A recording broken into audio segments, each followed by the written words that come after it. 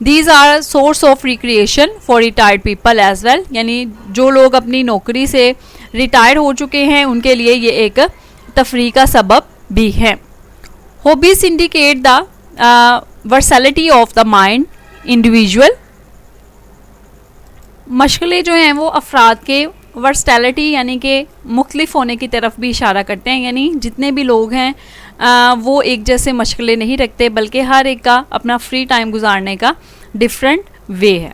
Great man were well known for their hobbies, जो अजीम लोग हैं वो भी अपने मशगलों के बारे में जाने जाते हैं। यहाँ पे आगे डिफरेंट जो है वो इंग्लिश लोगों के मशगलों के बारे में डिस्कस किया गया है। इस लाइन्स को आप ऐड करना चाहें अगर तो ठीक है, अदरवाइज़ को इतना ज़रूरी नहीं है कि आप इसको जो है वो ज़रूर ही ऐड करें, क्योंकि जो भी इंग्लिश लीडर्स वगैरह हैं वो कोई इतने ज़्यादा इम्पॉर्टेंट नहीं है हमारे लिए कि हम उनको जो है वो अपने राइटिंग्स में जो है वो ऐड करें उनकी पास टाइम्स को। आप यहाँ पे कोई और अपने लीडर्स को लेके अपने जो हीरोज़ हैं, नेशनल हीरोज़, उनके हॉबीज़ सर्च करके भी आप जो है वो यहाँ पे लिख सकते हैं, ऐड कर सकते हैं, और ये एक अच्छा इम्पैक्ट होगा। Hobby also provides us information and help us to solve many problems. Hobby मशगला जो है वो हमारे मालूमात में इजाफ़ा भी करता है, and help us to solve many problem, और हमारे जो मुश्किलात हैं उनको हल करने में भी हमारी मदद करता है। My hobby is book reading. मेरा मशगला क्या है? बुक रीडिंग, किताबें पढ़ना। यानी बुक रीडिंग में अब हम ये नहीं कह सकते कि जो है हम सिलेबस की किताबें पढ़ना यानी किताबी कीड़ा बन जाना जो है वो एक हॉबी है। यानी जो हमारी बुक्स हैं रूटीन की, जो हम लाइक 9th की बुक हैं या 10th की बुक हैं तो उनको पढ़ते रहना, ये एक हॉबी है। ये हॉबी नहीं है, बल्कि जो अदर बुक्स हैं लाइक जनरल नॉलेज की हैं या और टॉपिक्स पे जो सफ़रनामे हैं, लाइक नॉवेल्स हैं, प्लेज हैं, डिफरेंट उर्दू या इंग्लिश या किसी भी और लैंग्वेज के, उनको पढ़ना जो है वो बुक रीडिंग कहलाता है। In my opinion this is the best hobby. मेरे ख़्याल में ये एक बेहतरीन मशगला है। इट प्रोवाइड्स अस इंफॉर्मेशन, ये हमें मालूमात फराहम करता है, गिव्स अस रिलैक्सेशन, हमें सुकून मुहैया करता है, and help us in passing our spare time joyfully. और इस तरह से हम अपना फुर्सत का जो वक्त है वो बहुत ही खुशी खुशी गुजार सकते हैं। A person who adopts this hobby in fact does not need any friend because books are your best friend. ऐसा शख्स जो कि इस हॉबी को इख्तियार कर ले, उसको कोई भी फ्रेंड रखने की भी ज़रूरत नहीं पड़ती, क्योंकि किताबें बेहतरीन दोस्त हैं। I have this hobby since my childhood when I was quite young, only about 6 or 7 years old. मैंने इस जो है वो हॉबी को इख्तियार किया था अपने बचपन से ही, जब मैं बहुत छोटी थी, लाइक 6 या 7 years ओल्ड थी। I was very fond of reading colourful story books and charming poems. I had a great collection of story books. मैंने जो है वो खूबसूरत जो नज़में, स्टोरी बुक्स, कलरफुल रंगारंग जो किताबें थी कहानियों की, उनको पढ़ने की मैं बेहद शौकीन थी।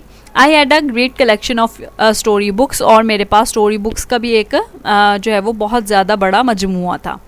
But with passage of time I stop reading those book, लेकिन आहिस्ता आहिस्ता वक्त गुजरने के साथ मैंने उन किताबों को पढ़ना छोड़ दिया। Now I read all kinds of books, historical books जिसमें आ जाती हैं, इस्लामिक बुक्स आ जाती हैं, books on science and technology, novels आ जाते हैं, पोइटिक बुक्स आ जाती हैं।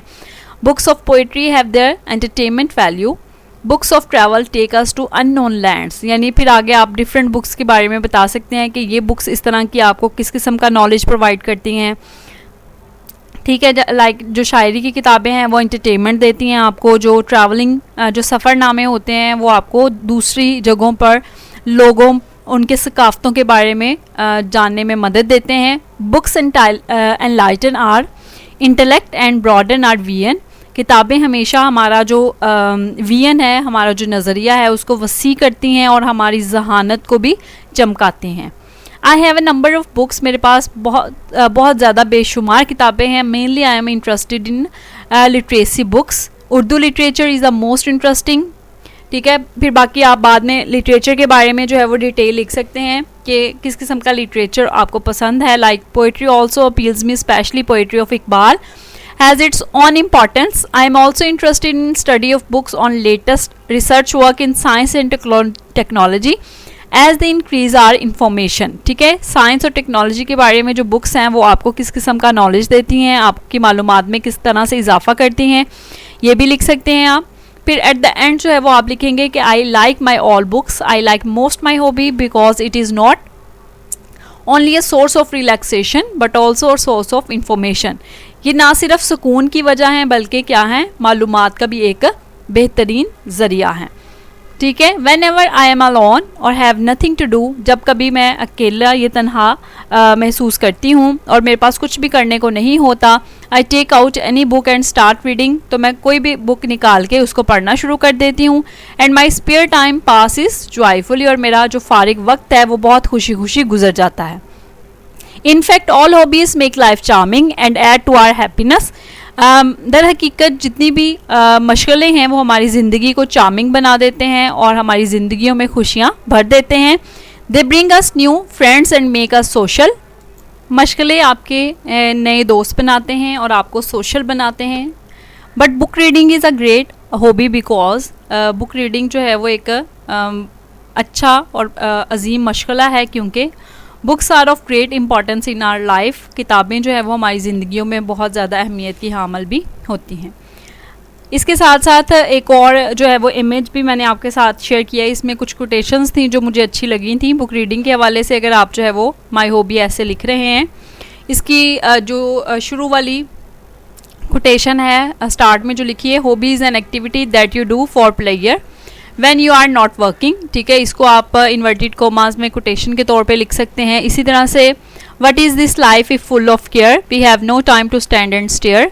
ये लाइंस भी जो है वो आप ऐड कर सकते हैं इन द मॉडर्न एज से ऑनवर्ड कंटिन्यू करके। ठीक है, ये एक पोइम है layer.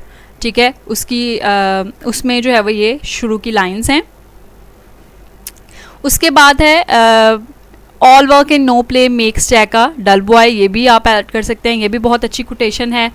Layer time reveals what kind of person we are, ये भी जिस पैराग्राफ में आप अपनी जो है वो हॉबी के बारे में डिस्कशन कर रहे हैं वहाँ पे आप ये ऐड कर सकते हैं कोटेशन। फिर a reader lives 1000 lives before he dies, अगर आप रीडिंग के बारे में लिख रहे हैं, ठीक है, बुक रीडिंग के बारे में, तो आप जो है वो ये कोटेशन ऐड करेंगे। Then the man who does not read has no advantage over the man who can not read, ये भी आप ऐड कर सकते हैं बुक रीडिंग की जो है वो ऐसे की डिस्कशन करते हुए। ये कुछ इमेजेस थे जो मैंने आपके साथ डिस्कस किए हैं। अगर आप बुक रीडिंग के बारे में ऐसे नहीं भी लिखना चाहते तो भी इसके शुरू के पैराग्राफ्स जो है वो आप ऐड कर सकते हैं। जैसे कि ये जो ये वाला इमेज है, इसमें पैराग्राफ में आपको डिफरेंट हॉबीज़ के बारे में बताया, like hobbies like collecting stamps, listening music, drawing, gardening, playing an indoor और outdoor sport, writing, reading, bird watching, collecting antiques, photography वगैरह वगैरह। ये सारी की सारी इनमें से कोई सा भी आप जो है वो चूज़ कर सकते हैं। ठीक हो गया, आपने बेटा प्रॉपर अपनी असाइनमेंट जैसे आपने अपनी समर वेकेशन होमवर्क नोटबुक में काम बाकी करते हैं, इसी तरह से मार्जिन लाइन ड्रॉ करके, डेट मेंशन करके, टॉपिक ऐसे राइटिंग लिख के, माई हॉबी आपने ब्लू मार्क के साथ लिख के, ठीक है, तो पूरा ऐसे जो है वो आपका इनफ लेंथ आपकी तकरीबन होनी चाहिए 2 और 3 पेजेस की।